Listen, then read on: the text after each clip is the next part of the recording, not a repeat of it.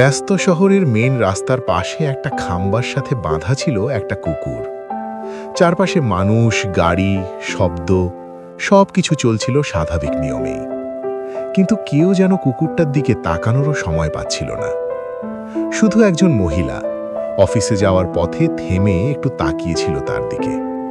কুকুরটার চোখে ছিল ক্লান্তি আর যেন নীরব একটা সাহায্যের আরতি। সময় চলে যায়, দিন শেষ হয়ে রাত নামে, কিন্তু কুকুরটা তখনও একই জায়গায় বাঁধা। ক্ষুধায়, ক্লান্তিতে ধীরে ধীরে নিস্তেজ হয়ে পড়ে। পরের দিনও একই দৃশ্য, মানুষ আসে, মানুষ যায়, কিন্তু কেউ থামে না।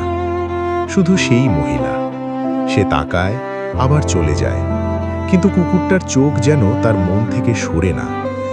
রাতে নিজের বিছানায় শুয়েও সে কুকুরটার কথা ভুলতে পারে না। বাইরে তখন টিপটিপ বৃষ্টি। হঠাৎ সে উঠে দাঁড়ায়, একটা ছাতা নেয় আর ছুটে যায় সেই জায়গায়। গিয়ে দেখে কুকুরটা বৃষ্টিতে ভিজে কাঁপছে, দুর্বল শরীর, ক্লান্ত চোখ, তবু বেঁচে থাকার একটুকু চেষ্টা। মহিলা আর দেরি করে না, সে কুকুরটাকে কোলে তুলে বাড়ি নিয়ে আসে। তার ভেজা শরীর মুছে দেয়, খাবার দেয়, যত্ন করে, ভালোবাসা দেয়।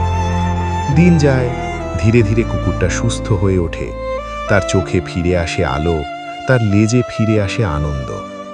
এরপর থেকে সে আর একা নয়, সে এখন থাকে সেই মহিলার বাসায়, নিরাপদ, ভালোবাসায় ভরা এক নতুন জীবনে।